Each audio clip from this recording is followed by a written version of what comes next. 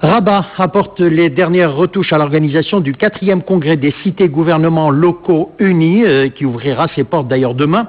3000 participants de plus de 100 pays prennent part à l'événement. La qualité de vie, la gestion de la diversité, la solidarité entre les territoires ou encore la maîtrise de l'avenir urbain. Tels sont les objectifs à atteindre sur les enjeux, les grands axes du congrès. Ce reportage signé Mohamed Aïtishkar. Il y a les maires des villes du monde, les présidents des régions et des collectivités territoriales, mais aussi les hauts fonctionnaires de ces collectivités, ceux qui ont à gérer au quotidien la chose publique. Parmi eux, des responsables communaux de villes africaines. Certains sont à Rabat depuis 2 semaines, 15 jours d'ateliers de formation avant le sommet.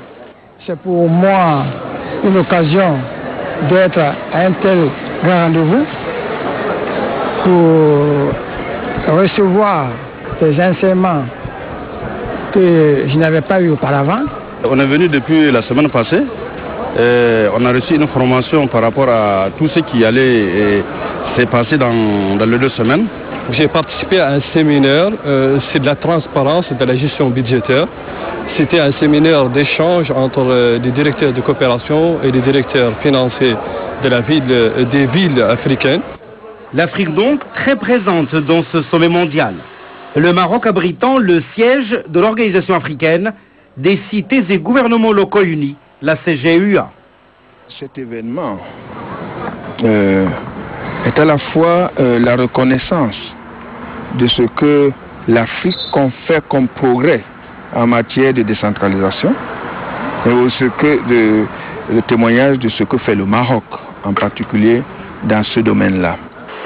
De l'action leader du Maroc au sein de la CGLU Afrique à l'action au niveau mondial du Royaume, le sommet de Rabat inaugure cet élan.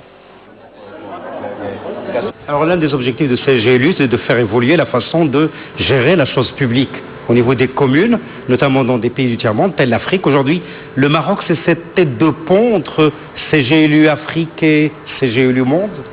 Bon, le Maroc a joué toujours un rôle très important. C'est pour ça que le congrès qui se tient à Rabat, c'est très important aussi pour l'Afrique, mais pour tout le monde. Et je pense que finalement, sur la gestion de ville, on apprend de tout le monde.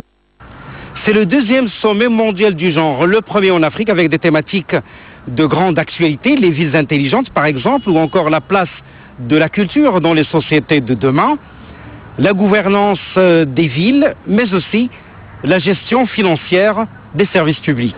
Bon, je pense que pour nous c'est un tournant parce que vraiment ça va être le plus grand réunion des gouvernements locaux, mais surtout c'est un tournant parce que je pense qu'à ce moment-là on est en train de voir que l'alliance entre les citoyens, les gouvernements locaux et régionaux et la société civile, c'est un point clé pour résoudre tous les thèmes au niveau mondial. Et on doit faire connaître notre voix à niveau mondial.